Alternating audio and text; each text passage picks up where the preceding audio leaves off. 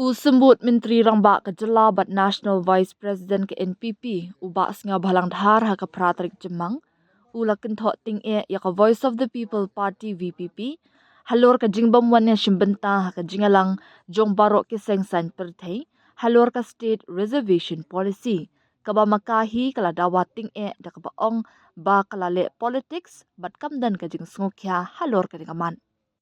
Ngapen pau ya kaju ka jing sngo kumbala pen pau da umintri rangba halor kene kam ong ubak snga balang haba keren shakilar pthai kubor haba keli halor ka jingbam wan ya shimbenta jong ka VPP ha ka jingalang banya keren halor ka kaipot jong ka State Reservation Policy.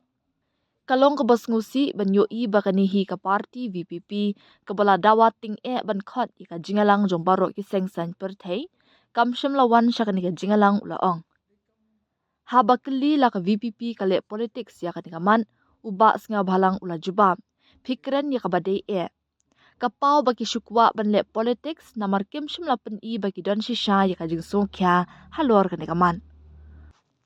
Ula ong ru kumba kalong umintri rangba ula khot ya ka jingalang jombaro ki sengsan perthai. Ya ka bala dawa kamtam da ka VPP hapo ka ying dor bar tauan. Ngila khot ya ka jingalang berbaro ki party ki lawan ya shimbenta. Hendrai day tangga VPP ke bajak rengai ke bamut bakim dan ke jing songkya halor ke nikaman. Ya ka nika jingalang jong baro ki sengsan perthai lakot penlong banyakren ya ka kaipot jong ka expert committee halor ka State Reservation Policy.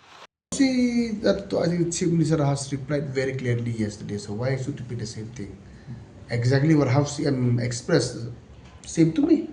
We are very, very unfortunate to see that this party didn't attend this meeting, which has been extremely demanded by them to call our party meeting. You are rightly said, it seems like just playing politics. They are not serious with the issue. See, whatever it may be, at least CM has called all party meeting as requested by all the parties, especially from VPP, and we have done it. And we have done, we call it. And all the party attend. It's only VP is not there. It shows that they are not serious. Simple as that.